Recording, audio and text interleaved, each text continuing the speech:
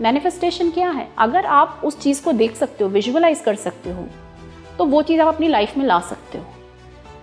तो आप पॉजिटिव तो कर रहे हो, बहुत अच्छी बात है, लेकिन अगर दूसरों के लिए आप नेगेटिव थॉट्स विजुअलाइज कर रहे हो तो वो भी तो अपनी लाइफ में मैनिफेस्ट कर रहे हो ना।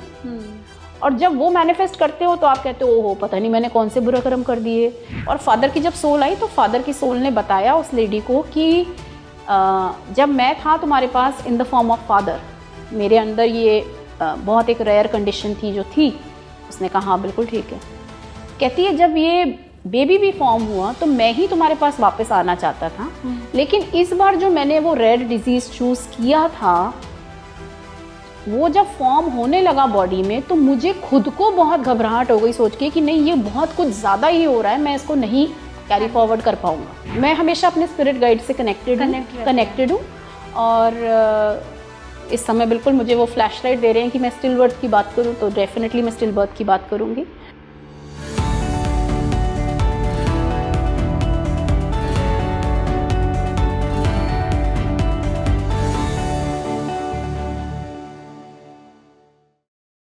आपके मैंने कई वीडियोस देखे हैं, आपका ये कहना है कि हर सोल अपनी डेथ, अपने जन्म, अपने आसपास आपके कौन कौन है, आपके पेरेंट्स, सिबलिंग्स, स्पाउस, ये सब वो खुद चूज करती है। बिल्कुल ठीक है। बिल्कुल। अब कोई भी सोल दुख को क्यों चूज करेगी? करेक्ट। या वो अपने ऐसे पेरेंट्स को क्यों चूज करेगी जो उनकी वैल्यू नहीं करते हैं? या ऐसे अपने स्पाउस को क्यों करेगी, हस्बैंड को क्यों करेगी, वाइफ को क्यों सेलेक्ट करेगी जो उनको दुख ही दे रहा है? तो ये बड़ा सवाल है कि भाई वो क्यों, वो कोई दुख नहीं मांगेगी, वो कोई बीमारी नहीं मांगेगी कि भाई मुझे बीमार होना है, तो कोई दुख क्यों मांगेगा कोई भी? यस अगेन आंचल, मैं आपको बार बार यही समझाना चाहूँगी कि ये सारी चीज़ें जो हैं ये हम इस बॉडी में एक्सपीरियंस करते हैं, राइट? सोल के पर्सपेक्टिव से अगर देखें तो उसने लेसन सीखना है कि मुझे अपने आप की वैल्यू करनी आनी चाहिए। मैं अपनी वैल्यू कभी नहीं करती, मुझे अपनी वैल्यू करनी आनी चाहिए, राइट? तो अगर उसने फॉर एग्जांपल ये लेसन सीखना है तो अब इस लेसन के इर्द गिर्द वो ऐसे कैरेक्टर्स प्लेस करना चाहेगी जो उसकी वैल्यू नहीं करेंगे, राइट? ओके। क्योंकि अगर मान लीजिए मैंने ऐसे पेरेंट्स चूज किए जो मुझे बहुत प्यार कर रहे हैं तो मुझे उनका प्यार ही काफ़ी है, फिर मुझे अपनी खुद की वैल्यू समझने के लिए किसी और चीज़ की ज़रूरत ही नहीं। आप समझ रहे हैं, राइट? तो जब मुझे अपनी खुद की वैल्यू देखनी है तो मैं ऐसे लोगों को चूज़ करूँगी जो मुझे प्यार नहीं देंगे। मुझे प्यार नहीं देंगे। क्यों नहीं देंगे? क्योंकि जब मुझे प्यार नहीं मिलेगा, ना अपने पेरेंट्स से मिलेगा, ना अपने बच्चों से मिलेगा, ना अपने रिलेटिव से मिलेगा, ना अपने स्पाउस से मिलेगा, तो कहीं ना कहीं मेरी ह्यूमन लाइफ में ये खालीपन आएगा कि मेरे को क्यों प्यार नहीं मिल रहा है। और जब ये क्वेश्चन मेरे दिमाग में आएगा तो मेरी जर्नी में कहीं ना कहीं मैं डिस्कवर करूँगी कि क्योंकि मैं अपने खुद से प्यार नहीं करती हूँ इसलिए जो मेरे आसपास वाले लोग हैं वो भी मुझसे प्यार नहीं करते। कोई भी सोल का एक पर्पस होता है मोक्ष का, तो अगर उसे मोक्ष चाहिए होगा तो फिर वो लर्निंग क्यों लेगी? नहीं, बट मोक्ष का क्या मतलब है? मोक्ष का क्या मतलब सारे आसपास के लोगों से अपना हिसाब किताब, उनसे कोई भी कर्मा बैलेंस ना हो। करेक्ट। कर्मा बैलेंस ना हो। कर्मा आप क्रिएट कैसे करते हैं? पहली बात, कर्मा क्रिएट कैसे करते हैं? अपनी थॉट से भी क्रिएट करते हैं, एक्शन से भी क्रिएट करते हैं, राइट? पहले थॉट आया फिर हम वो एक्शन आपने किया। जैसे कि आपने, इसी का एग्जाम्पल लेके आगे बढ़ते हैं। आप एक सोल हैं जिसने कहा कि मुझे सेल्फ लव का लेसन सीखना बहुत इंपॉर्टेंट है क्योंकि मुझे अपने से सेल्फ लव नहीं है। तो आपने अपने आसपास कैरेक्टर्स ऐसे रखे जो आपको प्यार नहीं करेंगे। जब वो आपको प्यार नहीं करेंगे आप प्यार डिप्राइव्ड रहेंगे। आपकी लाइफ में ये पैटर्न बन जाएगा कि ऐसी रिलेशनशिप्स आगे भी रहेंगी जो आपको प्यार नहीं देंगी।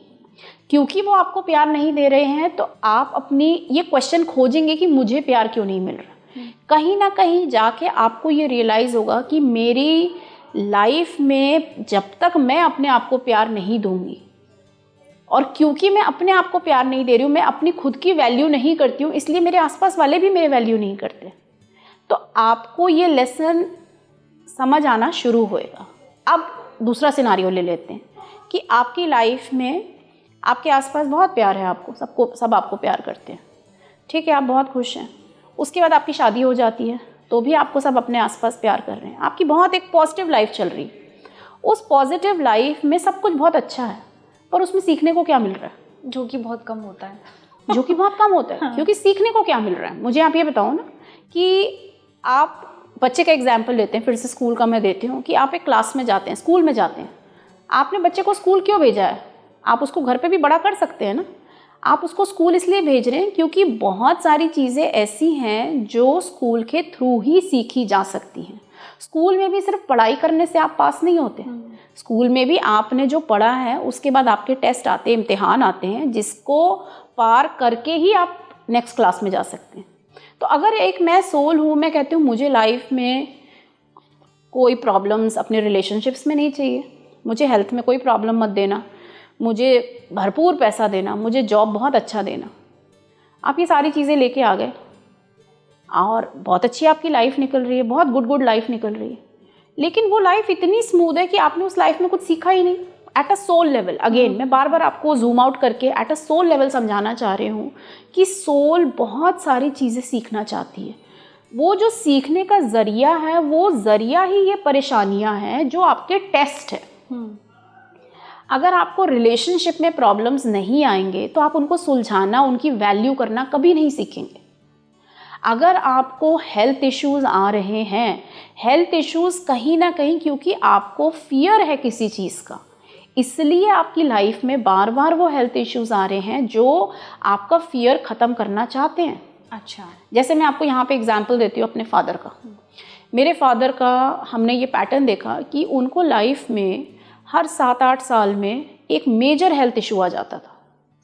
इवन राइट फ्रॉम चाइल्डहुड, मतलब आई थिंक वो 7-8-9 साल के होंगे तब उनको छोटे से उसमें उनको एक बहुत सीवियर पैरालिटिक अटैक आया। अच्छा ठीक है, उसके बाद चलिए उनका इलाज वगैरह हो गया। ये पैटर्न उनकी लाइफ में था कि हर 8-10 साल में उनकी लाइफ में ऐसा हो जाता था। हम लोग को खैर समझ नहीं आया। इट वाज ओनली जब उनका कैंसर डायग्नोज हुआ, तब तक मैं स्पिरिचुअलिटी में थोड़ा आई थी, मुझे समझ आना शुरू हुई थी चीज़ें। तो ये पैटर्न स्टडी किया और मैंने कहा पापा आपको हमेशा से मौत का बहुत डर रहा है, हमेशा आपको फियर रहा है डेथ का, और आपको ऐसी ऐसी बीमारियां आई हैं लाइफ में, ऐसी ऐसी मेडिकल इश्यूज आई हैं जिसने डेथ को आपके सामने लाके खड़ा कर दिया। लेकिन जैसे ही डेथ आपके सामने आके खड़ी हुई, आपने गिव अप नहीं किया। आपने कहा कि नहीं, मुझे नहीं डरना इस चीज़ से, क्योंकि मुझे अपने परिवार के लिए भी रहना है। और आपने उस चीज़ को मेंटली फाइट किया। एक तो फिजिकली बॉडी फाइट कर रही है आपकी, लेकिन जब आप मेंटली गिव अप कर देते हो तो फिजिकल बॉडी पहले गिव अप कर देती है। तो आपने मेंटली उस चीज़ का सामना किया और आप देखो कि इतने बड़े बड़े चैलेंजेस, मतलब क्या आप नहीं बोल लो, वो मेरे फादर के साथ हो चुके। हार्ट अटैक हो चुकी, बाईपास सर्जरी हो चुकी, पैरालिटिक अटैक हो चुका, उनको ब्रेन में क्लॉट आ गया था, वो हो चुका, बतेरी चीज़ें हो चुकी। मैंने कहा आप हर चीज़ से आगे बढ़ गए। लास्ट स्टेज में उनको कैंसर आ गया। कहते मुझे कैंसर वर्ड से बहुत डर लगता था, मुझे था भैया मुझे कैंसर मत दे देना, और वो आ गया आपकी लाइफ में। और कैंसर बड़ी इंटरेस्टिंग चीज़ है ये, जो अब मुझे समझ में आती है आजकल, कि कैंसर जैसी उनकी लाइफ में आया, विद इन अ मंथ उनको एक हार्ट अटैक आ गया। हार्ट अटैक क्यों आ गया? एट अ सोल लेवल उनकी सोल ने कहा नहीं, मुझे अब मैं इस चीज़ से फाइट नहीं कर सकती। मैंने अपनी लाइफ में, मुझे कैंसर शब्द से बहुत डर था, अब मुझे कैंसर के थ्रू मुझे लिव नहीं करना, कैंसर के साथ मुझे अपनी ज़िंदगी नहीं निकालनी। तो उनकी लाइफ में एक एग्जिट पॉकेट आ गई। ये एग्जिट पॉकेट मतलब? एग्जिट पॉकेट मतलब आपके पास हर किसी की लाइफ जर्नी, मोस्ट सोल्स की लाइफ जर्नी में आपके पास पॉकेट्स आती हैं जब आपकी लाइफ में कोई इतनी भयानक चीज़ आ गई कि आप चूज़ कर सकते हैं कि मुझे अब वो बॉडी छोड़ देनी।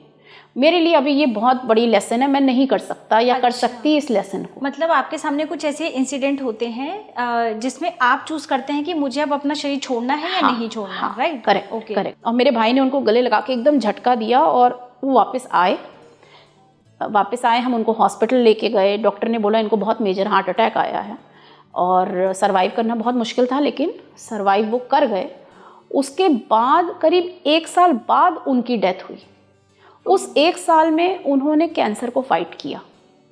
अब अगर वो कैंसर को नहीं फाइट करते और वो शायद उसी टाइम पे चले जाते जब उनको हार्ट अटैक आता, एट अ सोल लेवल उनको अपने डर को ओवरकम करना था। उनके पास एक ऑप्शन आया था कि ठीक है कैंसर आ गया, अगर तुम्हें डर लग रहा है तो तुम चले जाओ छोड़ के बॉडी। शायद वो चले भी जाते, लेकिन फिर उनकी सोल को समझ में आया कि अगर मैं चले गया तो मुझे इस लेसन से छुटकारा नहीं मिलेगा। इस लेसन को हैंडल करने का तरीका एक ही है कि मैं उसको फाइट करूं, मैं अपने डर को फाइट करूं। और उन्होंने अगला एक जो साल निकाला उसमें बहुत बहादुरी से उन्होंने लाइफ निकाली, वो सारी चीज़ें करी जो वो करना चाहते थे, फैमिली के साथ टाइम स्पेंड किया, जो जहाँ घूमना चाहते थे वो घूमे, बहुत अच्छे से वो लाइफ उन्होंने निकाली। फोकस किया उन चीज़ों पे कि जो चीज़ें मुझे प्रोत्साहन दे रही हैं, ना कि अपने डर पे। आप समझ रहे हो? तो लाइफ अगर हम कहते हैं ना एडवेंचर नहीं है तो फिर एक्साइटमेंट नहीं है तो फिर कोई लर्निंग भी नहीं है लाइफ में। हर किसी की लाइफ में ये 4 मेन व्हीकल्स होते हैं जिनके थ्रू आप चीज़ें सीखते हैं। या तो आपके रिलेशनशिप आपको कोई चीज़ सिखा रही है, आपकी हेल्थ आपकी कोई चीज़ सिखा रही है, आपको मनी प्रॉब्लम्स एक बहुत बड़ी प्रॉब्लम होती है लाइफ में किसी किसी की। मनी प्रॉब्लम हम कहते हैं ना कि क्योंकि पैसा नहीं है, बुरा टाइम आ गया तो लोगों के असली चेहरे दिख गए। तो money is also a very important vehicle for the soul to learn important life lesson. हम कहते हैं ना कई लोग बहुत नाइव होते हैं, ऐसे गलेबल कह लो कि उनको अच्छे बुरे में पहचान की फ़र्क नहीं होती। उन्हें नहीं समझ में आता कौन उनका दोस्त है कौन दुश्मन। लेकिन जब वही लोग बुरे टाइम से गुजरते हैं, शायद मनी की वजह से या हेल्थ की वजह से, उनको अकल आ जाती है कि कौन अच्छा है कौन अच्छा नहीं है मेरे लिए, किसका असली चेहरा क्या है। तो किसने ये चीज़ सिखाई? उस टाइम ने ये चीज़ सिखाई, हेल्थ ने शायद या मनी ने शायद सिखाई। लेकिन वो सोल के लिए ये बहुत इम्पॉर्टेंट था ये सीखना कि मुझे लोगों के नेचर में डिफ्रेंशिएट करना आना चाहिए। ओके। हर सोल के अलग अलग रीजंस होते हैं, लेसन्स, बहुत सारे लेसन्स हो सकते हैं। आपने डेथ की बात करी कि हम अपनी डेथ क्यों चूज़ करते हैं, या अलग अलग टाइप की डेथ होती है। सबसे अच्छी डेथ मेरे हिसाब से होती है कि मैं सो रही हूँ कमरे में, अपनी 60-70 साल तक की लाइफ हो जाए, बच्चे रिस्पॉन्सिबिलिटी सेटल हो जाए और अपनी मैं नींद में बिना किसी बीमारी के चले जाऊँ। सबसे अच्छी डेथ तो यही होगी। लेकिन कितने कम लोग हैं जिनको ऐसी डेथ मिलती है। तो ये बोलते हैं ना लोग कि कर्मा अच्छा होगा तो आपकी जो आपने पूरी लाइफ में किया है, अगर आपने बहुत अच्छा किया है तो आपकी डेथ भी वैसी ही होगी। तो ये तो हम लोग इस जन्म में डिसाइड कर रहे हैं अपने कर्म के अकॉर्डिंग। यस अगेन ये हम सोच रहे हैं, ये हम सोच रहे हैं, है ना। क्योंकि हम जब ह्यूमन उसमें आ जाते हैं तो बहुत बड़ी ब्लेसिंग है एक ब्रेन, बट मैं कहूँगी कई बार ब्रेन ओवर एक्टिव होना भी अच्छी बात नहीं होती। ये सच बात है कि हमारे कर्मा जो भी हम करते हैं, चाहे पिछले जन्म के हैं चाहे इस जन्म के हैं, जो हमने बोया है वो हम काटेंगे ज़रूर, ये तो बात सच है। कई बार सोल्स डेथ के टाइम पे, डेथ से पहले कई सोल्स बहुत सफरिंग लेती हैं। 1 महीना, कई लोग 1 साल, कई लोग 5 साल भी हम देखते हैं कि वो बेड पे कन्फाइन हो गए हैं, वो दूसरों पे डिपेंड हो गए हैं, बॉडी में बिल्कुल हिम्मत नहीं बची है, फिर भी बॉडी जो है सोल छोड़ने को तैयार नहीं है, सफरिंग हो रही है, जो उनकी फैमिली वाले उनको देखी नहीं जा रही ये सारी चीज़ें। और वो क्वेश्चन भी करते हैं कि भाई आप क्यों नहीं जा रहे हो, आप सफरिंग क्यों चूज़ कर रहे हो। अगेन जूम लेवल करके देखेंगे कि फॉर अ सोल ये शरीर एक पीस ऑफ क्लोथिंग है, और अगर उसने अपनी लाइफ में बहुत सारे कर्म ऐसे किए हैं जो अब उसे इस मोमेंट में समझ आ रहा है कि उसने एक नेगेटिव एनर्जी उसके लिए क्रिएट करी है, उस नेगेटिव को बर्न करने का क्या तरीका है कि पनिशमेंट मिलेगी। तो जब आप सफरिंग ले रहे हो, it is a form of punishment, right. It is a form of punishment. It doesn't mean कि आप एक महान आत्मा नहीं हो या आप बहुत बुरी आत्मा हो, ये मतलब नहीं है। हर सोल एक सेंट भी रह चुकी है और हर सोल एक डीमन भी रह चुकी है। हम सारे सेंट्स हैं और हम सारे सिनर्स भी हैं। हमने किसी लाइफ में बहुत अच्छे काम भी किए हैं, लेकिन बहुत सारी लाइफ में हमने सबने गलत काम भी किए। तो उन गलत कामों का जो प्रायश्चित है, या पनिशमेंट नहीं कहेंगे, प्रायश्चित ही कहेंगे, कि जो आपने दूसरों के लिए सोचा या किया वो आप खुद भी झेलोगे। तो प्रेजेंट लाइफ में भी झेल सकते हो जब आप उस डेथ बेड पे हो, through the form of pain and suffering, या जब अगले जन्म में आओगे तो जैसे मैंने आपको एग्जांपल दिया वो हस्बैंड वाइफ का कि शादी होते ही रिलेशनशिप खराब हो गए, तो उस लाइफ का कर्मा अब आप इस लाइफ में लिव थ्रू करने आए हो। तो आपने जब किसी से शादी करी, आपने कहा ये तो लव मैरिज है, बहुत अच्छा पार्टनर है मेरा, लेकिन शादी होते ही आपके लाइफ में तो अनहैप्पीनेस क्रिएट हो गई, राइट? तो ये कर्मा ही तो है ना, जो आपने बोया था वही आप काटने आ गए हो। और ये एक फॉर्म ऑफ सफरिंग है जो सोल गो थ्रू कर रही है। तो सोल के जो एक लेसन्स हैं, जब लेसन्स को हम लर्न करने आते हैं, लेसन्स को लर्न करने के दौरान हमारे एक्शंस होते हैं, हमारी थॉट्स होती हैं, हमारी डीड्स होती हैं। Okay, right? यस, आपको समझ आ रही है? तो जब हम ये जो हमारी थॉट्स हैं, अगर हमारी नेगेटिव थॉट है, वो नेगेटिव थॉट एक नेगेटिव एक्शन में कन्वर्ट होगी। उस मोमेंट में तो हमें बहुत खुशी मिल जाएगी कि चलो मैंने तो उसका ऐसे कर दिया, अब उसको सज़ा मिल गई। आप भूल रहे हैं कि जो आपने क्रिएट किया है वो आपके ऊपर भी तो आएगा ना दोबारा, right? So that is why we say that what you think is what you create. आजकल मैनिफेस्टेशन बड़ा चल रहा है, इंस्टाग्राम पे देखोगे आप, हर कोई मैनिफेस्टेशन ये कर लो। मैनिफेस्टेशन क्या है? अगर आप उस चीज़ को देख सकते हो, विजुअलाइज कर सकते हो, तो वो चीज़ आप अपनी लाइफ में ला सकते हो। तो आप पॉजिटिव तो कर रहे हो, बहुत अच्छी बात है, लेकिन अगर दूसरों के लिए आप नेगेटिव थॉट्स विजुअलाइज कर रहे हो तो वो भी तो अपनी लाइफ में मैनिफेस्ट कर रहे हो ना। और जब वो मैनिफेस्ट करते हो तो आप कहते हो ओहो पता नहीं मैंने कौन से बुरा कर्म कर दिए, किसकी नज़र लग गई, किसने मेरे ऊपर क्या कर दिया। But everything that is happening for you in your life is what your soul has done or has planned to learn from. Okay, तो आपने कहा कि जो भी सोल आती है वो डिसाइड करती है, ठीक है, कुछ लर्न करने के लिए वो इस पृथ्वी पर आती है जी। अब मिसकैरेजेस होते हैं, ठीक है, अबॉर्शन होता है, मतलब जिन सोल्स ने जन्म भी नहीं लिया है तो वो फिर किसी चीज़ का भी एक्सपीरियंस नहीं कर रही है, तो क्या वो भी ये चीज़ सेलेक्ट करती है और क्यों? यस आंचल, एंड अगेन मैं यही बोलूँगी कि मैं पहले बात तो कोई एक्सपर्ट नहीं हूँ इस पर, लेकिन जब मैं मीडियमशिप रीडिंग्स करती हूँ जिसमें बहुत बार मदर्स आती हैं जो बिल्कुल ब्रोकन होती हैं बिकॉज सेल्फ अबॉर्शन हो गया या मिसकैरेज हो गया and they lost their child, तो ऐसी मदर्स जब आती हैं तो दो चीज़ें हैं इसके बारे में। सबसे पहली बात, जो बच्चे की सोल होती है, मतलब जो सोल होती है वो बच्चे की बॉडी में at the time of birth enter करती है, नंबर 1। ओके। नंबर 2, जब सोल अपना प्लान बना रही है उस टाइम पे उसने अपने पेरेंट्स चूज़ किए हैं। तो जब एक लेडी ने कंसीव किया है तो उस टाइम पे बच्चे की सोल उसके आसपास रहती है, अपनी मदर के आसपास रहती है कि हाँ कैसे पेरेंट्स होंगे, जिस हिसाब से जो चीज़ मैं सोच के आ रहा हूँ या आ रही हूँ, क्या ये मुझे वो चीज़ दे पाएंगे या मेरे लेसन्स कंप्लीट करने में मुझे हेल्प कर पाएंगे। तो 9 मंथ्स का जो पीरियड होता है सोल उसमें आती जाती रहती है अपने पेरेंट्स के पास में। कई बार क्या होता है कि सोल का एक सोल लेवल पे चेंज ऑफ प्लान हो जाता है। जैसे किस रीज़न से हो सकता है, एक होता है कि जब बॉडी अंदर फॉर्म हो रही है तो बॉडी में ऐसी कोई डिफॉर्मिटी हो गई जिसकी वजह से सोल को लगता है कि नहीं ये चैलेंज मेरे लिए बहुत मुश्किल होगा। जैसे मैं आपको एग्जांपल देती हूँ, एक लेडी आई थी मेरे पास, उनका करीब 4 मंथ्स का बेबी था जो सेल्फ अबॉर्ट हो गया, और उसने जब बात करी तो वो सोल ने बताया कि ये जो लेडी हैं इनके फादर को भी एक बहुत रेयर डिजीज़ था। तो लेडी ने कंफर्म किया, कहती यस मैम मेरे फादर को एक बहुत रेयर डिजीज़ था और उसके साथ उन्होंने बहुत स्ट्रगल करी।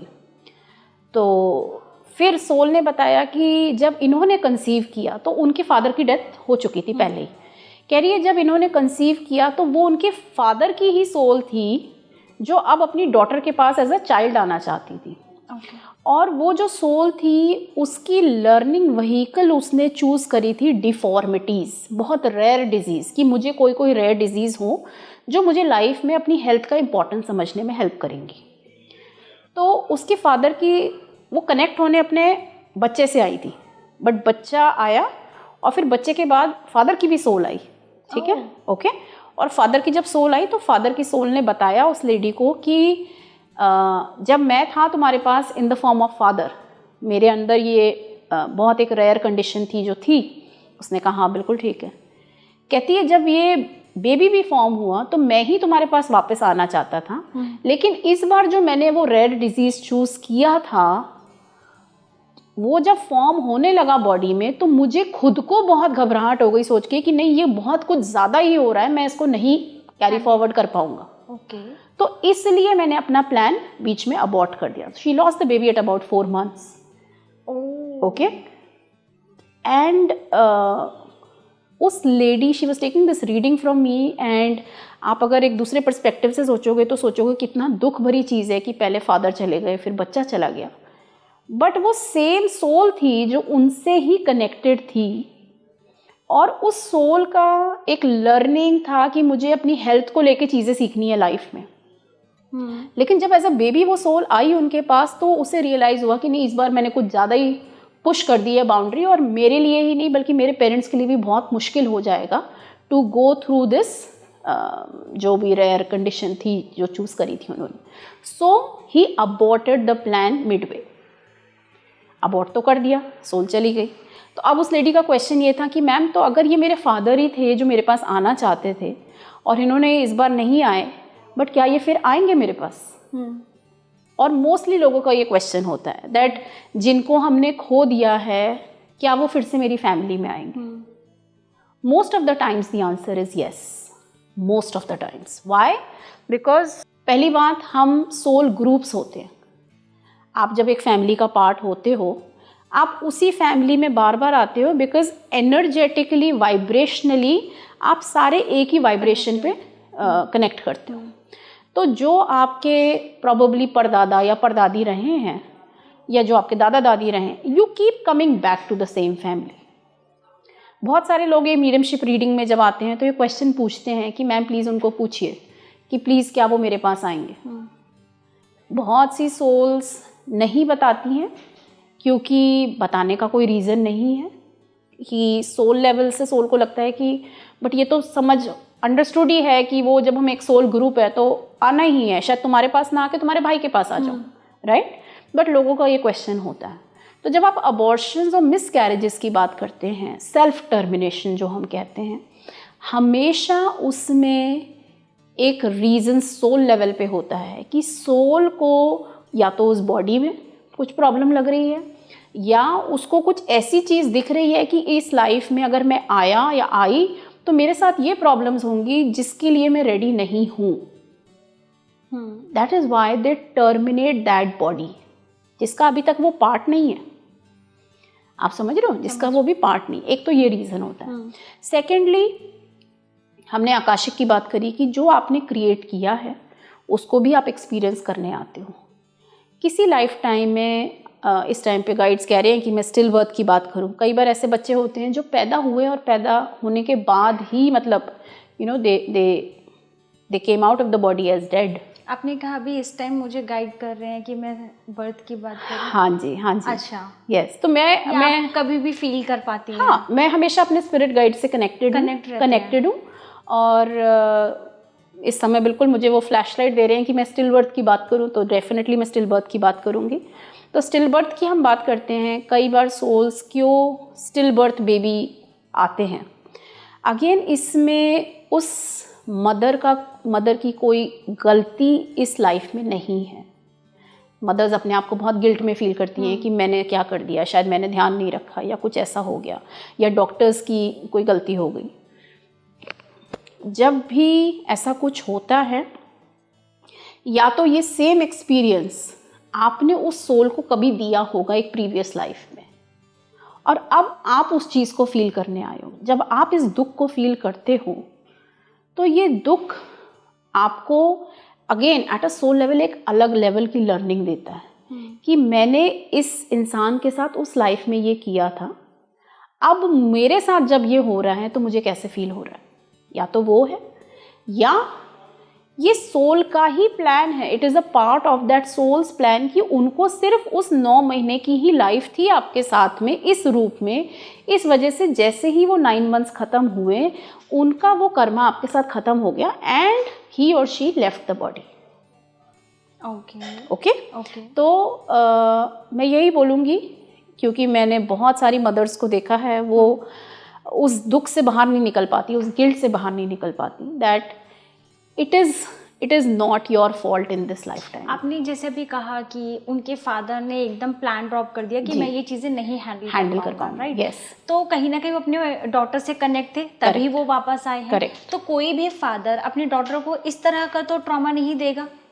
अगेन आप ह्यूमन लेवल पे सोच रहे हैं आंचल। हाँ, आप ह्यूमन लेवल देखिए, आप एक इसको ऐसे इमेजिन करिए, क्योंकि जो सोल प्लान कर रही है वो भी तो उसी लेवल का ही सोच रही मैं है आपको ना। बताती हूँ। आप इसको ऐसे इमेजिन करिए कि आप एक ग्रुप ऑफ चिल्ड्रन हैं, ठीक है, स्कूल में जैसे हम फिर से चले जाते हैं। अब आपको ड्रामा में रोल्स दिए जा रहे हैं, आप ग्रुप वही सेम है, 10 बच्चों का नंबरिंग है, 1 से लेकर 10 तक की नंबरिंग दी हुई है।